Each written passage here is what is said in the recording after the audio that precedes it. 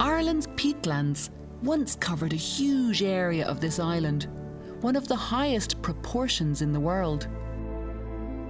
These wild habitats store vast quantities of carbon and so are a natural ally in the fight against climate change. But in the past 50 years, just a couple of generations, we have reduced our intact peatlands by 90%.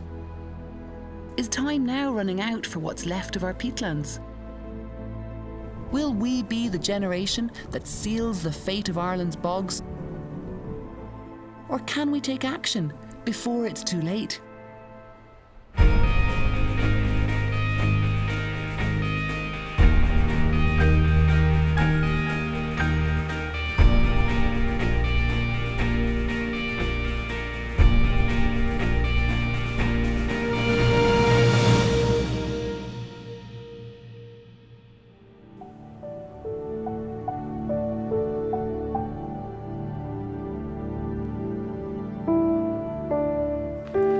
There are over 1,400 different species of moth in Ireland. That's an incredible variety. Some of them are very rare and only live in really specific habitats, like Irish peatlands.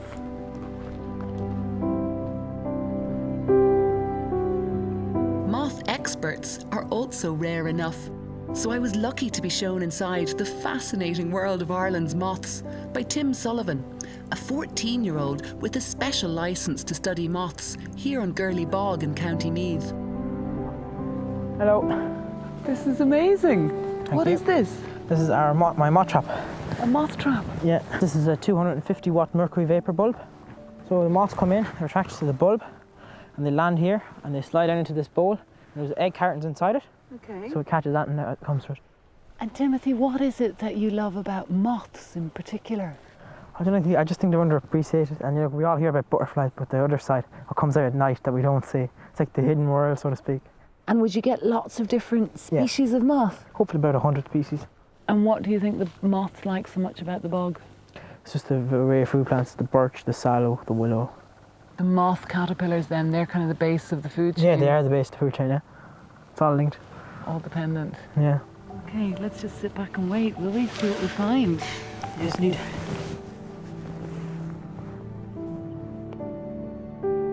I can't wait to see what you catch here now. I'm sure we're in for some surprises tonight.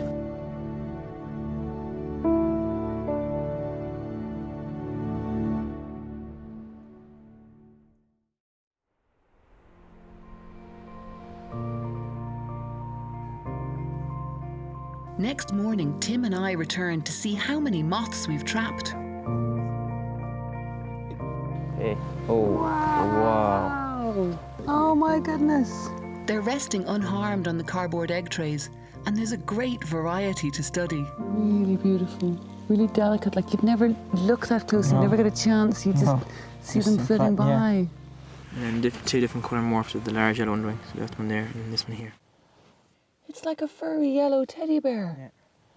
That's actually where it gets its name as well. There's the canary-shouldered tern. Canary-shouldered tern. Yeah.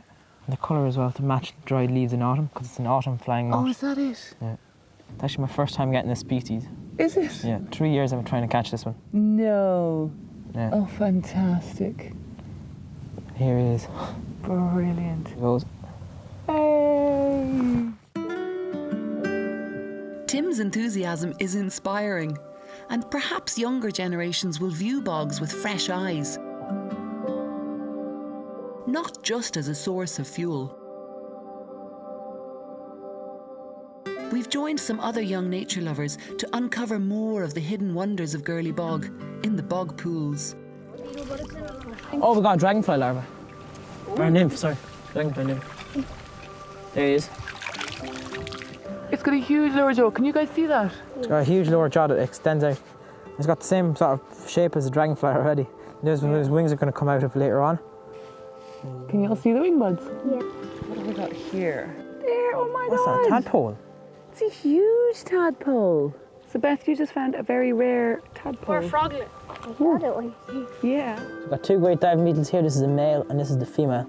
The female is bigger And a great diving beetle can kill a fish 4 times the length of them. So anything under that, they'll eat. They'll take out even frogs, froglets, anything. They feed especially well at night, so anything that's sitting on the edge of the pool at night, you just see them sort of, they'll just pick them off and that's it.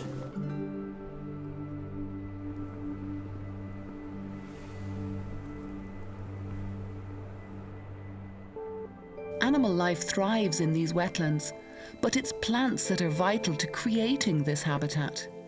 One plant, sphagnum moss, is particularly important. Kate Flood explains why it's called the bog builder. This is sphagnum moss. This is the bog builder. So this whole bog here was built using this plant. And you can see it grows at the very tip, and then it starts to decompose, partially decompose at the bottom.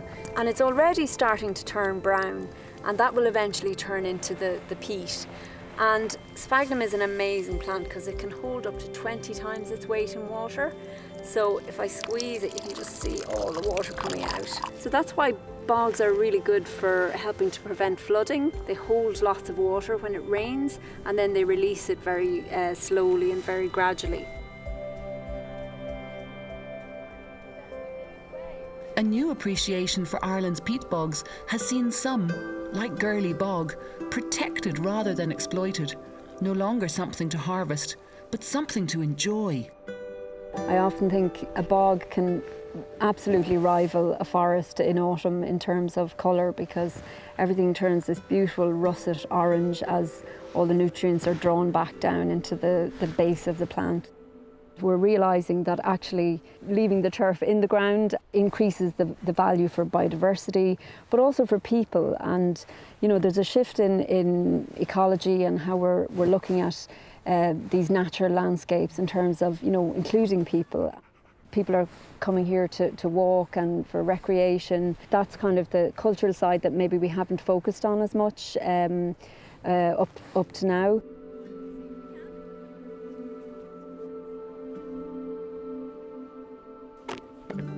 But how many more generations will get to enjoy these ancient habitats?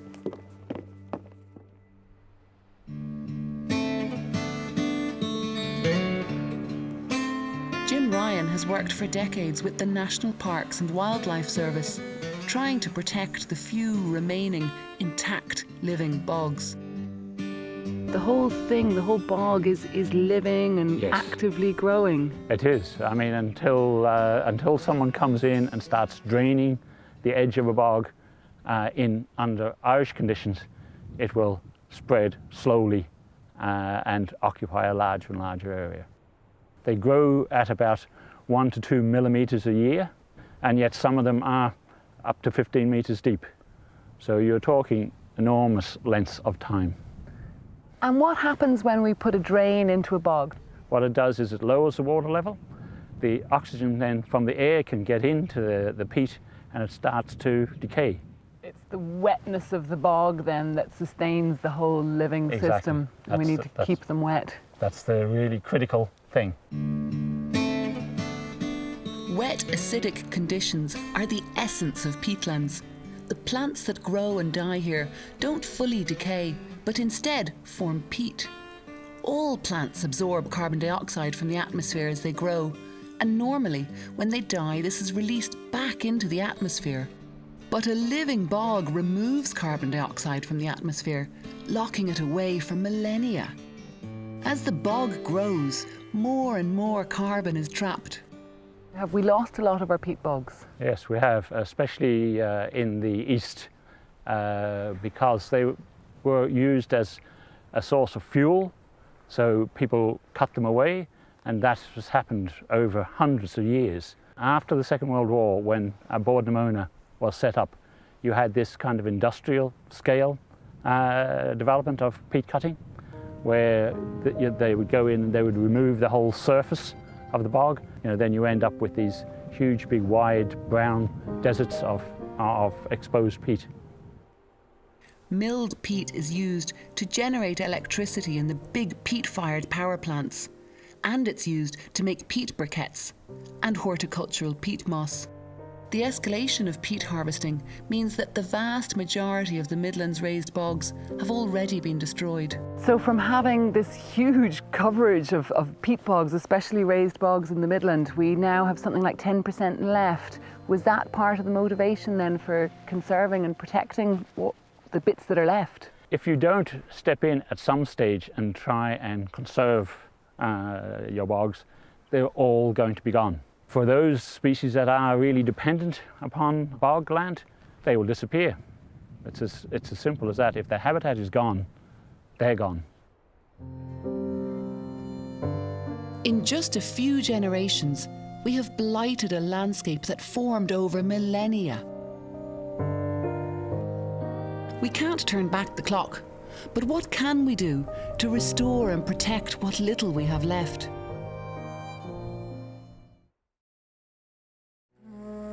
Clara Bog here in Offaly is one of the best surviving examples of a unique and ancient landscape that once covered much of Ireland. Cutting turf has long been a part of life here, and when some bogs were designated for nature conservation, problems arose. The right to keep cutting was staunchly defended by people such as Seamus Boland. And if Sheila de Valera is listening, she is welcome to come down and watch us. And if she wants to take the lot of us to the joy, that's where we're going. In Clara Bog, a compromise was found. Compensation and moving turf cutters to other less intact sites. Today it's a national nature reserve, while many other bogs are brown deserts. And 20 years on, Seamus Boland is working to protect peatlands. What changed your mind then? We were exposed to the science, and we knew anyway that Clara Bog was a unique bog in world terms, never mind Irish or European terms. So there was always a little voice saying, you know, do we really want to be the generation that lets this go and allows a unique heritage point to disappear for further generations, because turf will eventually end as a fuel. Over the span of a couple of generations, industrial extraction has created employment and provided peat for power plants. But the environmental cost has been immense. Where Seamus and I now stand was once a raised bog, just like Clara. No doubt the purists in the conservation world will be screeching with pain, knowing that this is a lost heritage bog, a lost raised bank bog. Thousands and thousands of years of heritage lost over, I suppose, 30, 40 years. And do you feel any sense of regret of the comparison between this being a bog 50 years ago and now it being a harvested brown desert? Well, I regret it in some senses, but let's be clear here. Let's be clear what happened. We're talking about an area that economically was disadvantaged to a huge degree. So in one sense, we should regret it because we've lost a massive piece of natural heritage as a result, for the sake of maybe 50, 60 years of good prosperity. But on the other hand, many, many people in this area look and say, well, we wouldn't be here if it wasn't for that bog. In the last decade, we have subsidised peat burning for electricity to the tune of €900 million. While those subsidies have stopped, new subsidies for burning imported wood chips alongside peat are keeping these power stations running and prolonging the extraction and burning of peat. We have a target to end turf cutting and peat harvesting in Ireland by 2030. That's quite a long time. How do you feel about that? So obviously every year of cutting or extraction that happens on these makes the job of making any sense of them more difficult. Do we need to think about bringing that deadline sooner? Now that has implications for people working here, so I'm being very quick to point out we need to look at that strongly. On the other hand, for the sake of this bog, for the sake of this area, I really believe our urgent thinking caps need to be on now in terms of, well, maybe we're finishing sooner, and what are our plans for these bogs, and maybe we should bring those plans forward. Change is coming, And with many livelihoods still dependent on peat, that change needs to be handled fairly. Many believe that subsidising peatland restoration, rather than extraction, would be a better way to spend the subsidies. And there's huge potential for job creation. David Fallon is a Boardnamona ecologist who agreed to show me some restoration work on a raised bog near Ballinasloe. David, we've got Joe working away on the machine there. I can feel the quaking of the bog. Everything is moving. What's that about? Yeah, that's Joe. He's restoring this bog, and in the past 30 years this bog was drained for industrial peat production. That was the idea at the time. But however, in the meantime, we've noticed that this bog is very important to our climate, to our biodiversity. So we've gone back in to restore it, and when they were getting the bog ready for peat production, they drained it. So now we're filling in those drains again. The lifeblood of the bog is the water. It wants to be wet. It is a wetland. And Joe is blocking those drains and allowing the water to stay in the bog and be reabsorbed, and the sphagnum mosses to grow from that. So as Joe is working, it's a 7-ton machine, and he's floating on the surface of the bog. And as the machine is working, it's vibrating, and that's what we're feeling there. And how do you select which bogs you're going to harvest and which bogs you're going to restore? We're not bringing in any new bogs. All the bogs that are intact, bogs like this that have just been drained, are all being restored back to their original function. However, the bogs that are in industrial peat production, we can't restore them, but we can rehabilitate them. And as industrial peat production finishes in 2030, those bogs will be all rehabilitated. What's the difference between restoration and rehabilitation? To restore any habitat means to put that habitat back into fully functioning system, where the bogs that are in peat production now, we can't create a raised bog, an intact raised bog, back into those ecosystems. It takes about 10,000 years to grow a bog, so it would be wrong to say that we're going to restore them to a raised bog system. We can't go back and change the past, but we can change the future, and by not using these sites for peat production and restoring them, that's the way forward, and I believe that's what we should be doing. This restoration work is valuable, but there's not nearly enough of it happening yet. The vast majority of Boardnamona's land has been fully exploited, and while it will never be a living bog again, far more re-wetting is needed to stop climate-polluting gases from seeping out into the atmosphere. Here's one of the peat dams, and we can see that it's working because there's sphagnum mosses growing up through the water. But I've mixed emotions about this because there's a few machines doing restoration work, but how many machines are still out there draining off the bogs and harvesting peat?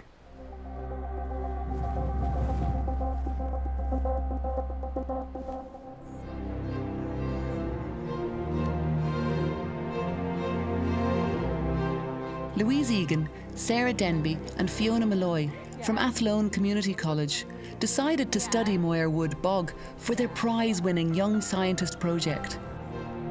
They looked at 2 areas of the bog. One was degraded and drained. The other had been re-wetted by blocking drains to hold in the water.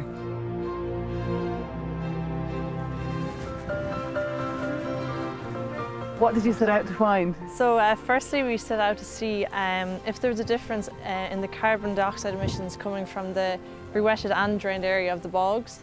So it was a comparative between the re-wetted areas and the drained areas? Yeah, and also we looked at the plant life in both areas to see if any native species had died off due to the draining that took place in the bog. What did you actually find in relation to the carbon dioxide? We found that the re-wetted area is a carbon dioxide sink, so more CO2 is being taken in by the plants and microbes than is being released during photosynthesis.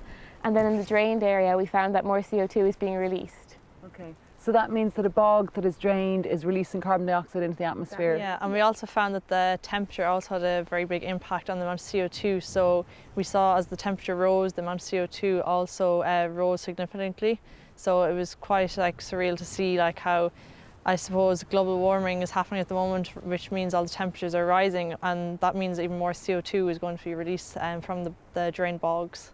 Does that add a significance then for draining or re-wetting bogs?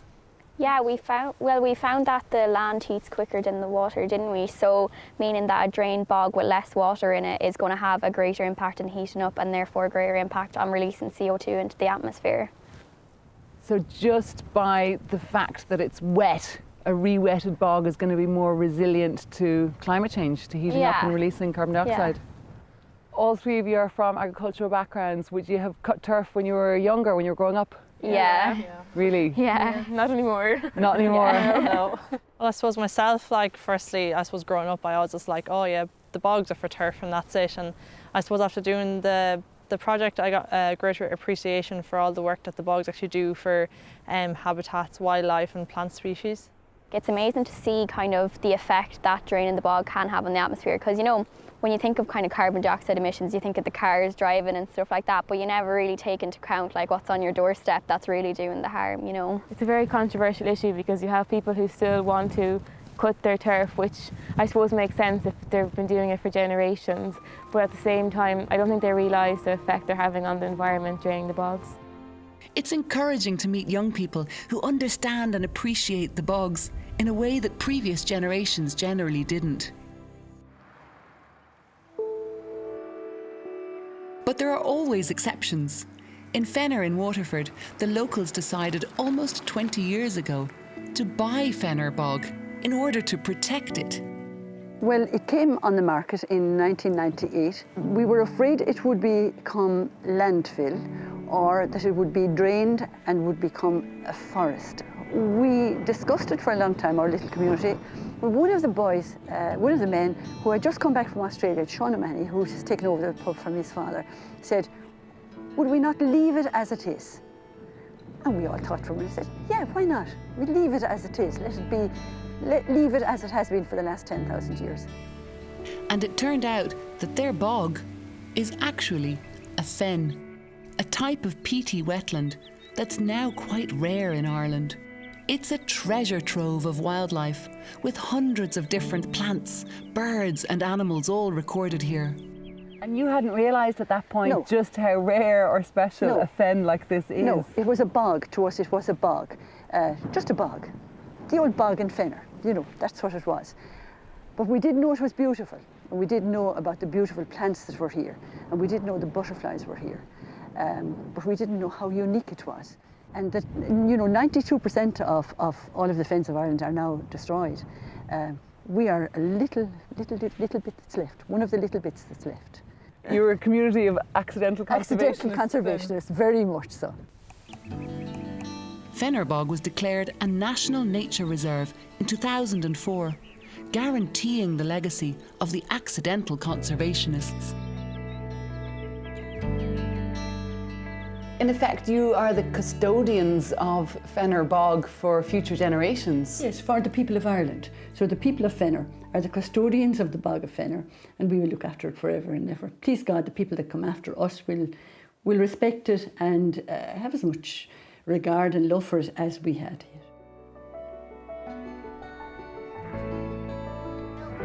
Future generations will be right to judge us harshly if we don't stop the destruction of our peatlands. Restoring these vital carbon sinks will help address the enormous climate challenge that we're facing. Peatlands cover only 3% of the world's land surface, but store twice as much carbon as all of the Earth's standing forest. Time may be running out, but it's not too late to make a difference. We know we should stop harvesting peat. So why aren't we stopping?